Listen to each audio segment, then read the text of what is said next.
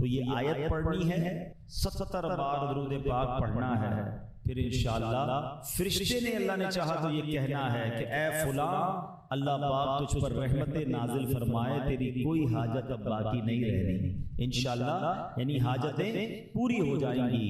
اللہ پاک ہمیں مدینہ منورہ کی حاضری سے مشرف فرمائے۔ اور ہاں، جو نہیں جا پا رہے ہیں یا تڑپ رہے ہیں، تو مدینے کی حاضری کے لیے بھی جو وظیفہ ہے نا، وہ بھی کثرت سے درود پاک ہی پڑھنا۔ کثرت سے درود پڑھنے والے کو بلایا جاتا ہے۔ اللہ کریم ہمیں کثرت سے درود پاک پڑھنے کی بھی توفیق عطا فرمائے اور بارگاہ رسالت کی جلد بادب اور مقبول حاضری نصیب فرمائے۔ امیر اہل سنت کتنی پیاری التجا کرتے ہیں نا، مجھے مدینے کی دو اجازت، نبی رحمت شفیع امت، مجھے مدینے کی دو اجازت، نبی رحمت شفیع امت، پلاؤ بلوا کے جام الفت، نبی رحمت شفیع امت۔ جب تک حاضری نہیں ہو رہی ہے، مدینے سے دوری ہے، تو اللہ کرے کہ نبی پاک کا عشق بڑھتا رہے، ان کی یاد میں آنسو بہتے رہے۔ کیا پیاری التجا ہے۔ اگر نہیں میری ایسی قسمت، صدا حضوری کی پاؤں لذت، اگر نہیں میری ایسی قسمت، صدا حضوری کی پاؤں لذت، رلائے دن رات تیری الفت، نبی رحمت شفیع امت۔ آئیے میں بھی نیت کروں اور آپ بھی نیت کہ انشاءاللہ کثرت کے ساتھ درود پاک پڑھیں، محبت کے ساتھ باواز بلند درود پاک پڑھ لیں۔ صلو علی الحبیب صلی اللہ تعالی علی محمد صلی اللہ علیہ وسلم۔ آج انشاءاللہ اپنے ذوق کو مزید بڑھانے کے لیے شہر مدینہ کا کچھ ذکر کرتے ہیں۔ ذکر مدینہ کریں گے تو انشاءاللہ سفر مدینہ بھی نصیب ہو جائے۔ چلو مل کے کرتے ہیں ذکر مدینہ، چلو مل کے کرتے ہیں ذکر مدینہ، پہنچ جائیں گے انشاءاللہ مدینہ مدینہ مدینہ مدینہ مدینہ مدینہ مدینہ مدینہ مدینہ، وہاں پیارا کعبہ، یہاں سبز گنبد، وہاں پیارا کعبہ، یہاں سبز گنبد، وہ مکہ بھی میٹھا تو پیارا مدینہ، ہم مکہ بھی میٹھا تو پیارا مدینہ، چلو مل کے کرتے ہیں ذکر مدینہ، پہنچ جائیں گے انشاءاللہ مدینہ۔ شیخ طریقت امیر اہل سنت عاشق مدینہ حضرت علامہ مولانا ابو بلال محمد الیاس عطار قادری صاحب کی پیر و مرشد سیدی قطب مدینہ ضیاء الدین مدنی صاحب رحمت اللہ تعالی، بہت بڑے اللہ کے ولی، کامل ولی، آپ کو یہ سعادت ملی کہ آپ نے کم و بیش 80 سال مدینہ منورہ میں گزارے، اور اب بھی قبلہ ضیاء الدین مدنی رحمت اللہ تعالی قطب مدینہ کہاں ہیں پتہ ہے؟ اب بھی آقا کے قدموں میں جنت البقیع میں موجود ہے۔ اچھا، سیدی قطب مدینہ کا یہ معمول تھا کہ آپ کی رہائش پر محفل پاک ہوا کرتی تھی، پاکستان، ہند یا دوسرے ملکوں سے علماء کرام مدینہ منورہ حاضر ہوتے تو وہ بھی اس محفل پاک میں حاضر ہوتے، بیان بھی فرماتے۔ ایک مرتبہ پاکستان کے ایک بہت بڑے عالم دین علامہ منظور احمد شاہ صاحب رحمۃ اللہ تعالی علیہ مدینہ منورہ میں حاضر تھے. آپ نے سیدی قطب مدینہ رحمۃ اللہ تعالی علیہ کی جو رہائش گاہ تھی اس میں محفل پاک میں بیان فرمایا, اور اس بیان میں آپ نے اپنا ہی ایک واقعہ سنایا, بڑا ایمان افروز عشق رسول سے مدینے کی یاد میں لبریز واقعہ ہے. آپ کہتے ہیں کہ مدینہ پاک میں جہاں میری رہائش ہے وہاں سے مسجد نبوی شریف میں آتے جاتے مجھے ایک مجذوب دکھائی دیتے. اچھا مجذوب کون ہوتے ہیں؟ یہ اللہ پاک کے ولی ہوتے ہیں اور شریعت کے پابند ہوتے ہیں, لیکن ان پر اللہ تعالیٰ کی اتنی محبت غالب آ جاتی ہے کہ انہیں دنیا کا ہوش نہیں رہتا, اس لیے لوگ انہیں بظاہر دیوانہ سمجھتے ہیں. تو خیر علامہ منظور احمد صاحب کہتے ہیں کہ مجھے وہ روز دکھائی دیتے تھے مگر میں ان کی طرف کوئی توجہ نہیں دیتا تھا, عام دیوانہ سمجھ کے گزر جاتا تھا. ایک دن کہتے ہیں میں روضۃ الجنہ, ریاض الجنہ, جنت کی جو کیاری ہے, سبحان اللہ, یہ مدینہ پاک میں وہ خاص مقام ہے جو روضہ رسول اور منبر انور کے درمیان, اور نبی پاک علیہ السلام کا کچھ اس طرح فرمان ہے کہ میرے روضے اور میرے منبر کے درمیان جو جگہ ہے وہ جنت کی کیاریوں میں سے کیاری ہے. ہاں یہ خاص جنت کا ٹکڑا ہے, اور جو مدینے گئے ہیں سبحان اللہ انہیں مبارک ہو, اور جو ریاض الجنہ میں گئے انہیں تو اور مبارک ہو کہ آپ جنت میں ہو آئے. شاعر کہتے ہیں نا جسے دیکھنی ہو جنت وہ مدینہ دیکھا ہے, تو اب وہ کہتے ہیں میں ریاض الجنہ گیا, تو اب اس کے بعد جنت البقیع گیا. جنت البقیع کیا ہے؟ یہ وہ قبرستان ہے جو مدینہ منورہ میں موجود ہے, بالکل نبی پاک کے قدموں میں ہے, اور سبحان اللہ 10,000 کم و بیش صحابہ کرام جنت البقیع میں مدفون ہیں. تو اب آپ سوچیں کہ کیا کمال کا قبرستان کہ جہاں 10,000 صحابہ, وہ قبرستان کا نام ہی جنت البقیع ہے, اور ریاض الجنہ جنت کی کیاری ہے. تو آپ کہتے ہیں میرے دل میں خیال آیا کہ سبحان اللہ کیا کمال کی بات ہے کہ مدینہ پاک کتنی مبارک جگہ ہے کہ جہاں دو جنتیں ہیں, ریاض الجنہ بھی ہے اور جنت البقیع بھی ہے. کہتے ہیں میں یہی سوچ رہا تھا تو وہی مجذوب مجھے نظر آیا. انہوں نے کہا اے بھائی ادھر آؤ, یا اخی تعال, اے بھائی ادھر آؤ, اسمع کلامی, میری بات سنو. کہتے ہیں میں قریب ہو گیا, تو وہ کہتا ہے میرے کاندھے پر انہوں نے ہاتھ رکھا, قبلہ علامہ منظور احمد صاحب فرماتے ہیں میرے کاندھے پر اس مجذوب نے ہاتھ رکھا اور کہا واللہ العظیم اللہ حی و رسولہ حی. کہتے ہیں اللہ کی قسم اللہ پاک بھی زندہ ہے اور اللہ کی عطا سے اس کے رسول بھی زندہ ہے. تو زندہ ہے واللہ, تو زندہ ہے واللہ, تو زندہ ہے واللہ, تو زندہ ہے واللہ, میری چشم عالم سے چھپ جانے والے. آگے کیا کہتے ہیں مجذوب؟ وہ کہتے ہیں واللہ العظیم اللہ ینظر ورسولہ ینظر.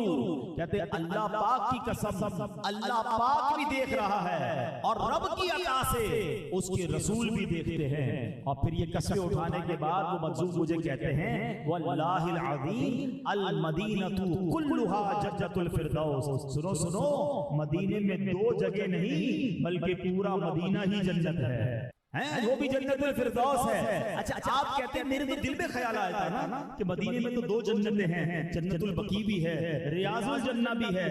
اللہ اکبر, وہ جو ہے مجھے کہتے ہیں سنو دو نہیں پورا مدینہ ہی جنت ہے. اب یہ واقعی عشق والی باتیں ہیں, ہاں یہ عشاق کی باتیں ہیں. ہو سکتا ہے کہ یہ بات وضاحت کر دوں کہ یقیناً جنت کی اصطلاح تو جنت میں بولی جاتی ہے, یہ عشق والی باتیں ہیں. اور سبحان اللہ مدینہ منورہ میں کئی وادیوں کے بارے میں نبی پاک نے فرمایا کہ یہ وادی جنت میں سے ہے. احد پہاڑ کے بارے میں فرمایا کہ احد پہاڑ یہ جنتی پہاڑ ہے. ریاض الجنہ کے بارے میں نبی پاک نے فرمایا کہ یہ جنت کی کیاریوں میں سے کیاری ہے. مگر سنو, جو نبی پاک کے روضہ انور میں قبر منور میں, اب ذرا سنیے گا, پیارے آقا کے جسم اقدس سے بالکل ساتھ ٹچ ہوتی ہوئی جو جگہ ہے نا, جو زمین کا ٹکڑا ہے, سبحان اللہ یہ جنت تو کیا عرش اعظم سے بھی افضل ہے. کیونکہ وہ خاص حصہ زمین جہاں نبی پاک کا جسم اطہر زمین سے ٹچ ہو رہا ہے, یعنی قبر انور کا جو اندرونی حصہ ہے اس کا ثانی تو کائنات تو کیا جنت میں بھی کوئی جگہ نہیں ہے. کیونکہ خود رسول پاک اللہ کے حبیب علیہ الصلوۃ والسلام وہاں موجود ہیں. سبحان اللہ. اور پھر سیدی مولانا حسن رضا خان صاحب کہتے ہیں نا, سیر گلشن کون دیکھے دشت طیبہ چھوڑ کر سوئے جنت کون جائے در تمہارا چھوڑ.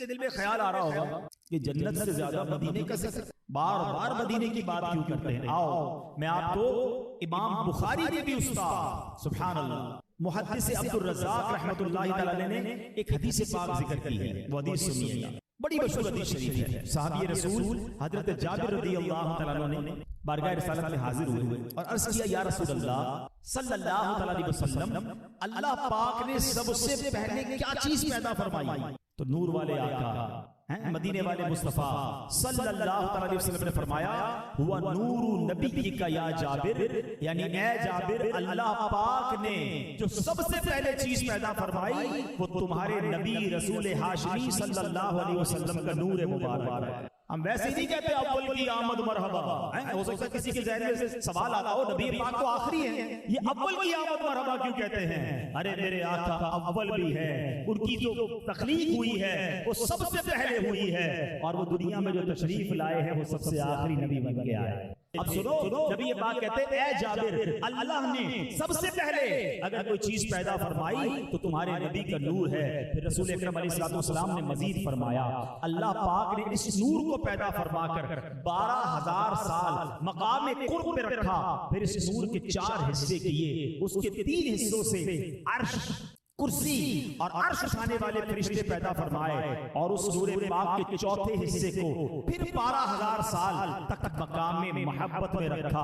پھر 12,000 سال کے بعد اس کے 4 حصے کیے, ایک حصے سے قلم, ایک حصے سے لوح اور ایک حصے سے جنت بنائی. اب ذرا غور فرمائیے, وہ جنت جو مقام رحمت ہے, وہ جنت جس کا نیک لوگوں سے وعدہ کیا گیا ہے, وہ جنت جس کے قرآن و حدیث کے فضائل موجود ہیں, وہ جنت جن کے نور کے ایک حصے سے بنی ہو.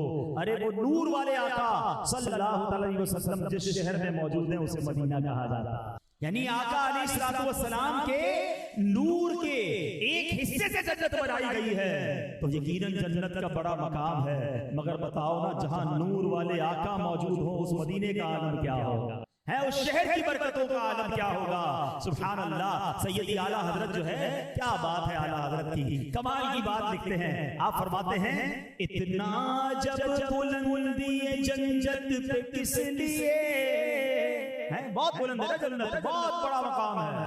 اعلیٰ حضرت کہتے ہیں میں بتاتا ہوں, جنت کی بلندی اور خوبصورتی پر بڑا تعجب ہو رہا ہے. اتنا عجب بلندی جنت پہ کس لیے, اتنا جب بلندی جنت پہ کس لیے, جنت پہ کس لیے, دیکھا نہیں کہ بھیک یہ کس اونچے گھر کی ہے, دیکھا نہیں یہ بھیک کس اونچے گھر کی ہے. آقا کے گھر کی بھیک ہے نا, تو اس کا مقام تو بلند ہونا ہی ہے نا. ایک اور جگہ لکھتے ہیں عرش بری پہ کیوں نہ ہو فردوس کا دماغ, بہت اونچی جگہ پر جنت ہے. سبحان اللہ. جنت 7 آسمانوں سے بھی اوپر ہے, اور جنت کی جو چھت ہے نا وہ عرش اعظم ہے. فرمایا جنت اتنی اونچی ہے, اعلیٰ حضرت کہتے ہیں کہ فردوس کا دماغ جو ہے نا اتنا اونچا ہو گیا ہے کہ عرش بری تک پہنچ گیا ہے. یقیناً بڑا کام, بڑا نام ہے جنت کا. سنو, کہتے ہیں عرش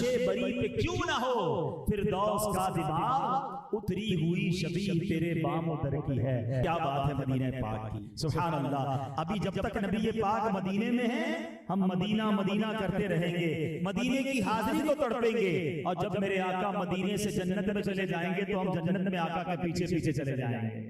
جدھر آقا ہے ادھر ہم نے جانا ہے نا. غلام کا کیا کام ہے, جن کا کلمہ پڑھا, جن سے شفاعت لینی ہے, جن کے پیچھے جنت میں جانا ہے, وہ آقا مدینے میں ہیں. تو ساری دنیا میں دیوانے, چاہے وہ لندن میں رہتے ہوں, پیرس میں رہتے ہوں, امریکہ میں رہتے ہوں, لیکن جب ذکر مدینہ ہوتا ہے تو ان کی آنکھیں اشک بار ہو جاتی ہیں, دل بے قرار ہو جاتا ہے, کیونکہ آقا مدینے میں ہیں. امیر اہل سنت بڑی پیاری بات فرماتے ہیں, فرماتے ہیں سارے دیوانے بےتاب ہیں اس لیے, سارے دیوانے بےتاب ہیں اس لیے, شاہ کی قبر انور مدینہ مدینے میں ہے، سب رسولوں کا افسر مدینے میں ہے، میرے آقا مدینے میں ہے تو ہمارا دل بھی گویا مدینے میں ہے۔ اور سبحان اللہ، قرآن مجید فرقان حمید میں مدینہ پاک کا ذکر ہوا۔ یاد رکھیے اللہ پاک نے کئی مقامات پر مدینہ منورہ کا ذکر فرمایا۔ مثلا قرآن مجید میں ایک جگہ پر مدینہ منورہ کو مدخل صدق یعنی داخل ہونے کی سچی جگہ فرمایا۔ ایک مقام پر مدینہ منورہ کو دار الہجرت یعنی ہجرت کا مقام فرمایا، اور دار الایمان ایمان کا گھر فرمایا۔ ایک مقام پر اس مبارک شہر کو حسنہ یعنی خوبصورت کہا گیا۔ اس مدینہ پاک کی ایک بڑی اہم فضیلت یہ ہے کہ رب کائنات نے قرآن کریم میں اسے ارض اللہ یعنی اللہ کی زمین فرمایا۔ چنانچہ ارشاد ہوتا ہے الم تکن ارض اللہ واسعۃ فتہاجروا فیہا، ترجمہ کنز العرفان، کہ اللہ کی زمین کشادہ نہ تھی کہ تم اس میں ہجرت کر جاتے۔ علماء فرماتے ہیں اس آیت میں ارض اللہ سے مراد مدینہ پاک ہے۔ اسی طرح ایک اور مقام پر اللہ پاک نے مدینہ منورہ کو ارضی یعنی میری زمین فرمایا۔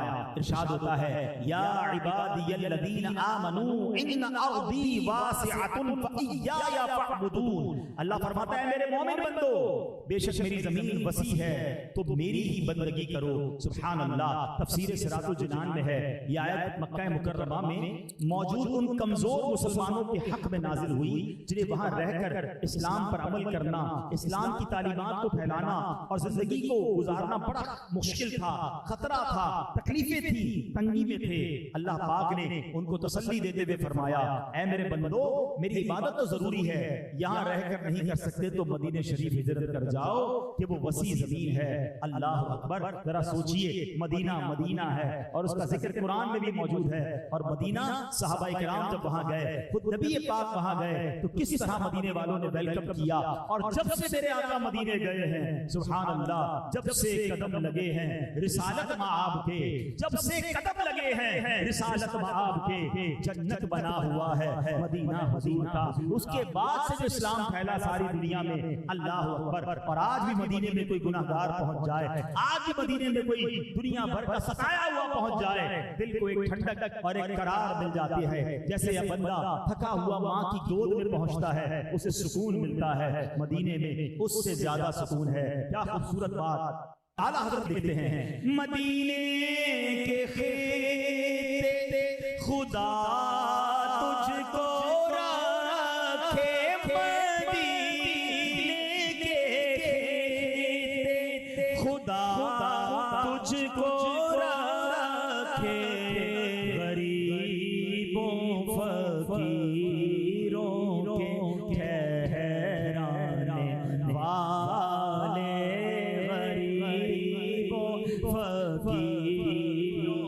جو مدینے جاتے ہیں نا اعلیٰ حضرت خوب سمجھاتے ہیں، مدینے جا رہے ہو پتہ ہے کہاں جا رہے ہو، یہ قدم رکھنے کی جگہ نہیں ہے، حرم کی زمین اور قدم رکھ کے چلنا، حرم کی زمین اور قدم رکھ کے چلنا، ارے سر کا موقع ہے ہو جانے والے، ارے سر کا موقع ہے۔ یقین کرو مدینہ مدینہ کچھ چیزیں الفاظ میں بیان نہیں ہو سکتی ہیں۔ کسی سے پوچھو نا مدینہ کیسا ہے، آنے والوں یہ تو بتاؤ شہر مدینہ کیا۔ یقین کرو الفاظ میں مدینہ بیان نہیں ہوتا، مدینہ محسوس کیا جاتا۔ مدینے کی فضائیں بندہ الفاظ میں نہیں بیان کر سکتا، وہاں جا کر پتہ چل رہا ہے مدینہ کیا۔ شاید کہتے ہیں نا مدینے آ کے ہم سمجھے تقدس کس کو کہتے ہیں، ہوا پاکیزہ پاکیزہ فضا سنجیدہ سنجیدہ، یہ وہی جا کر سمجھ آتا۔ اشعار یہاں پڑھ لے آدمی، مگر جب شہر مدینہ میں پہنچتا دل پر جو سکینہ طاری ہوتا، جو مدینے کی فضاؤں کی خوشبو ہے، جو سکون، جو اطمینان، وہ الفاظ میں بیان نہیں ہو سکتا۔ آئے مدینہ پاک کے بارے میں ایک حدیث پاک سنو. صحابی رسول حضرت انس بن مالک رضی اللہ عنہ سے روایت ہے کہ رسول رحمت شفیع امت صلی اللہ علیہ وسلم نے مدینہ پاک کے حق میں یوں دعا فرمائی. آقا فرماتے ہیں اے اللہ پاک جتنی برکت تو نے مکہ مکرمہ میں رکھی ہے اس سے دگنی برکت مدینہ منورہ میں رکھ دے. آئے ہائے ہائے. اس حدیث پاک کی شرح میں علماء فرماتے ہیں اس حدیث پاک کی برکت سے ظاہری اور باطنی دونوں برکتیں مراد ہے. یعنی دعائے مصطفیٰ صلی اللہ علیہ وسلم کا معنی یہ ہے کہ اے اللہ پاک مدینہ پاک کی عبادات میں مدینہ پاک کے رزق میں مکہ پاک کی نسبت دگنی برکت عطا فرما. مشہور مفسر قرآن حکیم الامت مفتی احمد یار خان نعیمی رحمۃ اللہ علیہ فرماتے ہیں مدینہ پاک میں رزق کی برکتیں تو آج بھی آنکھوں سے دیکھی جا سکتی ہیں. وہاں ہر طرح کے پھل فروٹ میسر ہوتے ہیں. وہاں کی آب و ہوا ایسی پیاری ہے کہ ایسی مکہ مکرمہ میں نہیں. فیصلہ عشق یہ ہے کہ مکہ پاک کی عبادت کا ثواب اگرچہ زیادہ ہے کہ وہاں ایک نماز کا ثواب 1,00,000 کے برابر ہے مگر مدینہ پاک کی عبادات میں اللہ پاک کا قرب زیادہ اور اس کا درجہ اعلیٰ ہے. سبحان اللہ. ہے طیبہ نہ صحیح افضل مکہ ہی بڑا زاہد ہم عشق کے بندے ہیں کیوں بات بڑائی ہے. سبحان اللہ. مکہ بھی ہمارا مدینہ بھی ہمارا. سنو سنو مدینہ پاک کی برکت میں سے برکت یہ بھی ہے کہ وہ مبارک شہر ہے جہاں دل کی مرادیں پوری ہوتی ہیں. سبحان اللہ. سیدی اعلیٰ حضرت کیا خوبصورت بات فرماتے ہیں نا. ارے دل کی مراد تو جتنے مدینے گئے ان سے پوچھ لو ابھی تو خیال آتا ہے ابھی تو ذہن میں بات آتی ہے اور مدینے میں وہ بات پوری ہو جاتی ہے. کیا خوبصورت بات. اعلیٰ حضرت فرماتے ہیں کہ منگتا کا ہاتھ اٹھتے ہی داتا کی دین تھی دوری قبول و عرض میں بس ہاتھ بھر کی ہے. منگتا ہاتھ اٹھاتا ہے ابھی کہتا بھی کچھ نہیں ہے اور جھولی بھر دی جاتی ہے. آپ فرماتے ہیں لب واہ ہیں آنکھیں بند ہیں پھیلی ہے جھولیاں کتنے مزے کی بھیک تیرے پاک در کی ہے. ذرا بات سمجھنے کی ہے. بھیک تو کبھی بھی مزے کی نہیں ہوتی. کبھی کوئی بھکاری کہتا ہے بھیک کا مزہ. بیچارے کسی کو پیسے مانگنے پڑ جائیں اس کا دل رو رہا ہوتا ہے اندر سے بڑا گھبرایا ہوا ہوتا ہے کہ یار ایسا وقت آ گیا کہ مجھے کسی سے مانگنا پڑے گا. زبان نہیں ساتھ دیتی ہے. لب کانپ رہے ہوتے ہیں. جو خوددار آدمی ہوتے ہیں وہ کہتے ہیں مر جاؤں اگر کسی کے آگے ہاتھ نہ پھیلاؤں. اور اللہ سے دعا بھی یہی کرنی چاہیے کہ اللہ ساری زندگی ہمیں دینے والا بنائیو کبھی مانگنے والا نہ بنائیے. مگر ایک بھیک ایسی ہے ایک دربار ایسا ہے جدھر بھیک مانگنے کا بھی اپنا مزہ ہے. جہاں بھکاری بن کے بندہ پراؤڈ فیل کر رہا ہوتا ہے. جہاں بھکاری بن کے شرمندہ نہیں بلکہ وہاں بھکاری بن کے فخر محسوس کر رہا ہوتا ہے. اعلیٰ حضرت کہتے ہیں نا اس گلی کا گدا ہوں میں جس میں. لفظ گدا کا معنی بھی سمجھ لو لوگ کنفیوز ہو جاتے ہیں. گدا فارسی کا لفظ کا معنی بھکاری. اعلیٰ حضرت کہتے ہیں اس گلی کا بھکاری ہوں اس گلی کا گدا ہوں میں جس میں مانگتے تاجدار پھرتے ہیں. ارے میں اکیلا ہی تھوڑی مانگ رہا ہوں. میرے آقا کا در وہ ہے جہاں دنیا کے بادشاہ دنیا کے صدر دنیا کے شہنشاہ آتے ہیں اور اپنی جھولیاں پھیلاتے ہیں. میں بھی اسی گلی کا فقیر ہوں اور میرے آقا سبھی کو عطا فرماتے ہیں. ایک میں ہی نہیں ان پر قربان زمانہ ہے جو رب دو عالم کا محبوب یگانہ ہے. اور سبحان اللہ پھر جب بندہ مانگتا ہے نا تو اس مانگنے میں بھی بڑا مزہ آ رہا ہوتا ہے. اللہ کہتے ہیں لب واہ ہے آنکھیں بند ہیں پھیلی ہیں جھولیاں. آنکھیں بند کر کے بندہ التجا کرتا ہے اور جھولیاں پھیلائے ہوتا ہے. کہتے ہیں کتنے مزے کی بھیک تیرے پاک در کی ہے. اور حضور آپ سے کیوں نہ مانگے بلکہ ایسا مانگیں گے جو دنیا میں کسی اور سے نہیں مانگتے. مانگیں گے مانگے جائیں گے منہ مانگی پائیں گے. سرکار میں نہ لا ہے نہ حاجت اگر کی ہے. سبحان اللہ. حضور کبھی کسی کو منع نہیں فرماتے بلکہ بڑی عشق والی بات پچھلے دنوں ایک مفتی صاحب سے سنی ایمان تازہ ہو گیا. آپ فرماتے ہیں کہ رسول پاک صلی اللہ علیہ وسلم نے زندگی میں اگر کہیں لا کہا ہے تو وہ کلمہ طیبہ میں کہا ہے اشہد ان لا الہ الا اللہ واشہد ان محمد عبدہ ورسولہ. یا لا الہ الا اللہ محمد الرسول اللہ. یہاں لا کہنا ضروری ہے کہ اللہ کے سوا کوئی عبادت کے لائق نہیں. کہا نبی پاک نے اگر لا کہا ہے تو کلمہ پاک میں کہا ہے ورنہ جو آیا ہے آقا نے اس کو عطا ہی فرمایا. اعلیٰ حضرت ایسے نہیں کہتے واہ کیا جود و کرم ہے شہ بطحہ تیرا، واہ کیا جود و کرم ہے شہ بطحہ تیرا، نہیں سنتا ہی نہیں مانگنے والا تیرا۔ اور جو مدینے گئے ہیں سب کے پاس داستانیں ہوتی ہیں، یار خیال ہی آیا تھا، ابھی تو سوچا ہی تھا اور یہ کام ہو گیا، اور ایسے واقعات کتابوں میں بھی موجود ہیں۔ امام طبرانی رحمۃ اللہ تعالی اپنے دو دوستوں کے ساتھ کہتے ہیں مدینہ منورہ حاضر ہوئے، 2 دن سے بھوکے تھے، کھانا نہیں کھایا، اب دربار رسالت میں حاضر ہوئے۔ سرکار دو عالم علیہ السلام نے کسی کو خواب میں تشریف لا کر انہیں کھانا پہنچانے کا حکم ارشاد فرمایا، اور وہ بندہ جو ہے آپ کے لیے کھانا لے کر آیا کہ آقا مدینہ خواب میں آئے تھے، آپ کے لیے کھانا بھجوایا۔ اسی طرح حضرت احمد بن نفیس رحمۃ اللہ تعالی بارگاہ رسالت میں حاضر ہوئے، بھوک لگی تھی، سخیوں کے سخی مکی مدنی محمد عربی صلی اللہ علیہ وسلم کی خدمت میں حاضر ہوئے۔ ابھی کچھ ہی دیر گزری تھی اور ایک شخص آیا، بہترین کھانا لے کر آیا اور کہا پیٹ بھر کر کھا لیجئے کیونکہ نبی پاک علیہ السلام نے مجھے آپ کی میزبانی کا حکم دیا۔ آئے ہائے کیسی مرادیں پوری ہوتی ہیں۔ حضرت احمد بن صفی رحمۃ اللہ تعالی پیدل سفر کر کے مدینہ منورہ پہنچے، جنگلوں سے گزرتے ہوئے سخت دشواریوں کے بعد جب روضہ رسول پر پہنچے تو وہاں پہلے سلام عرض کیا اور نبی پاک کے قدموں میں ہی روضہ کے قریب ہی آرام کرنے لگے۔ خواب میں نبی پاک تشریف لائے، شفقت بھی فرمائی، خرچ کے لیے چاندی کے سکے درہم بھی عطا فرمائے۔ اللہ اکبر۔ اسی طرح حضرت ابو الخیر رحمۃ اللہ تعالی آپ کے بارے میں آتا ہے کہ جب روضہ رسول پہ پہنچے تو کہتے ہیں انا ضیفک یا رسول اللہ، حضور میں آپ کا مہمان ہوں۔ سبحان اللہ۔ اب نبی پاک کے منبر کے پاس آنکھ لگتی ہے، خواب میں دیدار بھی کروایا، ایک روٹی عطا فرمائی۔ حضرت کہتے ہیں آدھی روٹی تو خواب میں کھا لی، جب آنکھ کھلتی ہے تو آدھی روٹی ہاتھ میں بھی موجود ہے۔ ہاں یہ جلوے آج بھی جاری ہیں، یہ آج بھی عنایتیں جاری ہیں، بس وہ دل سے پکارنے والا چاہیے، وہ نبی پاک سے وہ کنیکشن اور وہ محبت ریکوائرڈ ہے۔ آنکھ والا تیرے جوبن کا تماشا دیکھ، آنکھ بھی تو چاہیے نا، جن کے پاس ہے انہیں نصیب ہو جاتا۔ آنکھ والا تیرے جوبن کا تماشا دیکھے، دیدائے کور کو کیا آئے نظر کیا دیکھے، کچھ ایسا کر دے میرے کردگار آنکھوں میں، ہمیشہ نقش رہے روئے یار آنکھوں میں، انہیں نہ دیکھا تو کس کام کی ہیں یہ آنکھیں کہ دیکھنے کی ہے ساری بہار آنکھوں میں۔ تمنا سچی ہو تو کرم آج بھی ہوتا ہے۔ عاشقوں کے امام بریلی کے تاجدار سیدنا امام احمد رضا خان رحمۃ اللہ تعالی، آپ بھی تو مدینے گئے تھے نا، اور آپ روضہ رسول پر حاضر ہوئے، تمنا کیا تھی کہ نبی پاک کا دیدار کرنا، پیارے آقا کا دیدار کرنا ہے۔ روضہ رسول پر سنہری جالیوں کے روبرو کھڑے ہوئے، ساری رات درود پڑھتے رہے۔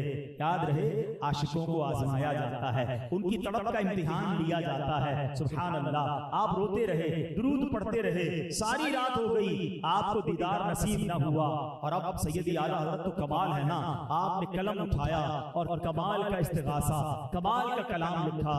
آپ لکھتے ہیں وہ سوئے لال ازار پھرتے، تیرے دن اے بہار پھرتے ہیں، ہر چراغ مزار پر قدسی کیسے پروانہ وار پھرتے ہیں۔ اس گلی کا گدا ہوں میں جس میں مانگتے تاجدار پھرتے ہیں۔ لکھتے گئے جو اس کا مقطع لکھا نا، کمال لکھا۔ جب نبی پاک سے توجہ درکار ہونا تو کبھی اشک بار آنکھوں سے یہ مقطع پڑھا کرو۔ اعلیٰ حضرت نے کیا لکھا، کوئی کیوں پوچھے تیری بات رضا، اے رضا تیری بات کیوں سنی جائے، تیری حیثیت کیا، تیری اوقات کیا۔ پیارے آقا کے دربار میں تو بڑے بڑے عاشق موجود ہیں نا، بڑی انکساری کی آپ نے۔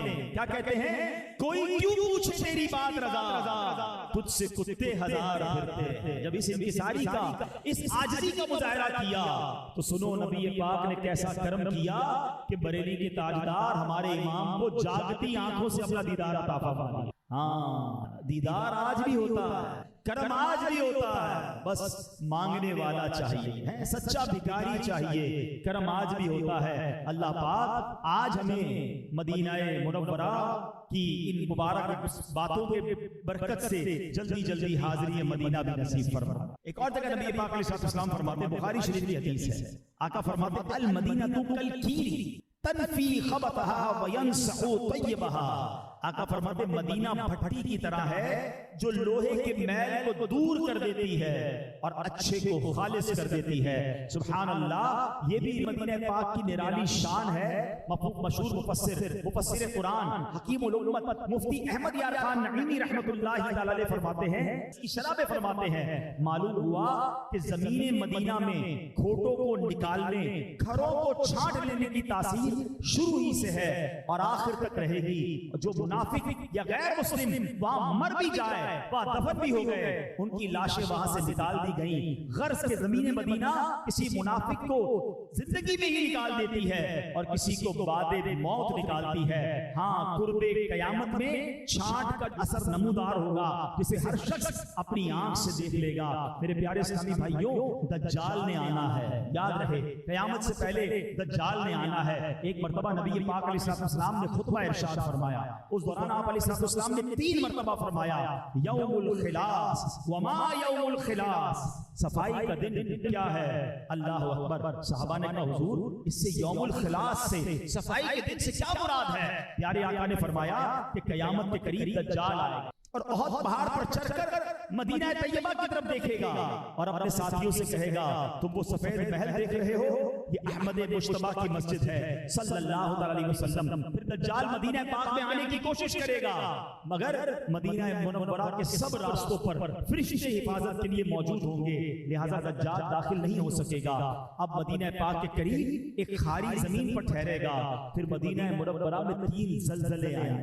یاد رکھیے گا، قیامت سے پہلے مدینہ منورہ میں 3 زلزلے آئیں گے جس سے گھبرا کر سارے منافق مدینے سے نکل کر دجال کے پاس پہنچ جائیں گے. آقا نے فرمایا یہ یوم الخلاص یعنی مدینہ پاک کی صفائی کا دن ہوگا. عاشق ہوں گے، دیوانے ہوں گے، مدینہ پاک سے محبت کرنے والے ہوں گے، وہ اس زلزلے کے بعد بھی مدینے کو چھوڑ کے نہیں جائیں گے. ارے مدینہ چھوڑ کے کہاں جانا ہے؟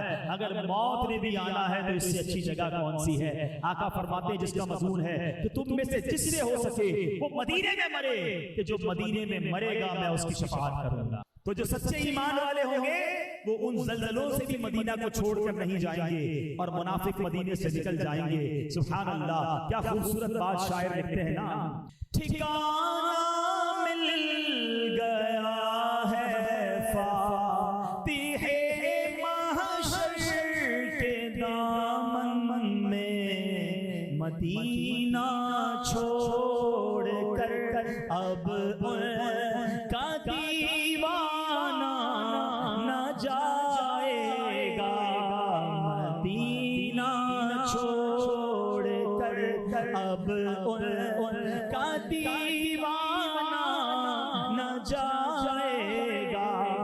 بڑی مشکل سے آیا ہے پلٹ کر اپنے مرکز میں، مدینہ چھوڑ کر اب ان کا دیوانہ نہ جائے گا. کیا ذکر کروں مدینے کی، جتنی بات کریں مدینے کی تھوڑی. راتیں بھی مدینے کی، باتیں بھی مدینے کی، جینے میں یہ جینا ہے، کیا بات ہے جینے میں. حضرت حاتم اسم رحمۃ اللہ تعالی بہت بڑے اور مشہور ولی اللہ. ایک مرتبہ آپ کو مدینہ منورہ کی حاضری کی سعادت ملی تو آپ روضہ پر نور پر حاضر ہوئے. پیارے آقا علیہ السلام کی خدمت میں کھڑے رہے سلام عرض کر کے اور اللہ پاک کی بارگاہ میں عرض کرتے ہیں کہ اے رب کریم، میں تیرے محبوب کے روضے پر حاضر ہوں. اے پیارے اللہ، تو مجھے نامراد نہ لوٹانا. غیب سے آواز آئی، اے بندے، ہم نے تمہیں اپنے محبوب کے در پر آنے کی اجازت ہی تب دی ہے جب تمہیں پاک کرنا منظور کر لیا. اب تم اور تمہارے ساتھ زیارت کرنے والے سب مغفرت یافتہ لوٹ جاؤ. بے شک اللہ پاک تم سے بھی راضی ہوا اور ان سب سے راضی ہو گیا جنہوں نے پیارے نبی محمد عربی صلی اللہ علیہ وسلم کے روضے کا دیدار کر لیا. یہ دیدار بھی کمال کا ہے. آقا فرماتے من زار قبری وجبت لہ شفاعتی، جس نے میرے روضے کی زیارت کی اس پر میری شفاعت واجب ہو گئی. ایک بڑی ایمان افروز حدیث ہے، آخری حدیث، پھر بیان کو میں انشاءاللہ سمیٹتا ہوں. حضرت ابو ہریرہ اس حدیث کے راوی، رضی اللہ تعالیٰ عنہ. آپ فرماتے ہیں ان الایمان لیعرض الی المدینہ کما تعرض الحیۃ الی جحرها. فرماتے بے شک ایمان مدینے کی طرف سمٹ آتا ہے جیسے سانپ بل یعنی اپنے دل کی سوراخ کی طرف سمٹ آتا ہے. یہ بڑی ایمان افروز حدیث پاک ہے. علماء کرام اس حدیث پاک کی شرح میں فرماتے ہیں اس حدیث میں آقا علیہ الصلوۃ والسلام نے مدینے میں ایمان کے سمٹنے کو سانپ کے ساتھ تشبیہ دی ہے. یعنی فرمایا کہ سانپ اپنے سوراخ میں چلا جاتا ہے ایسے ہی ایمان مدینے میں چلا جائے گا. غور کریں جب سانپ اپنے بل سے باہر نکلتا ہے اپنی ضرورت کی چیزیں لیتا ہے کھانا وغیرہ ڈھونڈتا ہے تو اب اس کے گھومتے گھومتے سورج کی دھوپ بھی پڑتی ہے گرمی بھی پڑتی ہے گرد بھی لگتی ہے کھال بھی پرانی ہو جاتی ہے کچھ عرصہ گزارتا ہے لیکن جب اس کے بعد وہ چھپ جاتا ہے باہر نہیں نکلتا تو اس کی کھال فریش ہو جاتی ہے اس کی کینچنی بدل جاتی ہے اولڈ اسکن اتر جاتی ہے چمکدار اور تازہ اسکن آ جاتی ہے. علماء کہتے ہیں جب بندہ مدینے سے دور رہتا ہے اور مدینے سے دور رہتا ہے تو اسے گناہوں کی گرد بھی لگتی ہے بدعمالیوں کی دھوپ بھی لگتی ہے. مدینے سے دوری کی بنا پر دنیا کا گرد و غبار اور دنیا کی محبت بھی گھر کر جاتی ہے مگر جب مدینہ آقا کے قدموں میں بندہ پہنچ جاتا ہے تو اس کی وہ تمام گرد اتر جاتی ہے اور ایمان اس کا تر و تازہ ہے. گویا عاشق رسول کا ٹھکانہ مدینہ ہے. مدینے جاؤں گا تو ایمان تازہ ہو جائے گا میری گرد اتر جائے گی.